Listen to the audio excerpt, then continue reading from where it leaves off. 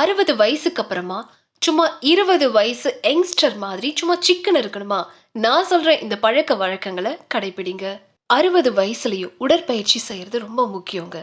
இது தசைகளை வலுப்படுத்தவும், எலும்பு அடர்த்திய பராமரிக்கவும், இருதய ஆரோக்கியத்தை மேம்படுத்துறதுக்கும் ஹெல்ப் பண்ணுது.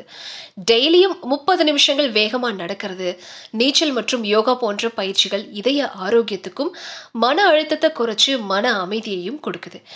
லேசான பளுதூக்கும் பயிற்சிகள் தசைகளை வலுப்படுத்தவும், எலும்புகளுடைய ஆரோக்கியத்தை மேம்படுத்தவும் ஹெல்ப் பண்ணுது. உங்க வயசுக்கு ஏத்தது போல சத்தான உணவை சாப்பிடுறது ரொம்ப முக்கியங்க. பதப்படுத்தப்பட்ட உணவு, சர்க்கரை, அதிக உப்பு இருக்கிற உணவுகளை அவாய்ட் பண்ணுங்க. பழங்கள், காய்கறி, முழு தானியங்கள் இந்த மாதிரி நார்ச்சத்து நிறைஞ்ச உணவுகளை அதிகமா சேர்த்துக்கோங்க. இது மலச்சிக்கலை தடுத்து செரிமான ஆரோக்கியத்தை மேம்படுத்துது. பால் பொருட்கள் மற்றும் கீரை வகைகளை சேர்த்துக் கொள்றதின் மூலமா எலும்புகளுடைய ஆரோக்கியத்தை மேம்படுத்தலாம்.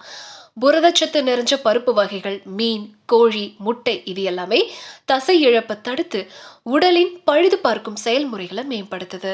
60 வயசுல ஒரு நாளைக்கு 7ல இருந்து 8 மணி நேரம் நல்ல தூக்கம் ரொம்ப முக்கியம். டெய்லியும் ஒரே டைம்ல தூங்கி ஒரே டைம்ல எழுந்தீங்க அப்படின்னா உடல் மற்றும் மனசை புத்துணர்ச்சியோட வச்சுக்க முடியும். தூங்குறதுக்கு முன்னாடி புக்ஸ் படிக்கிறது, சின்ன சின்ன ஒரு மியூசிக் கேட்கறது, சூடான குளியல் எடுத்துக்கிறது இது எல்லாமே நிம்மதியான தூக்கத்தை கொடுக்கும்.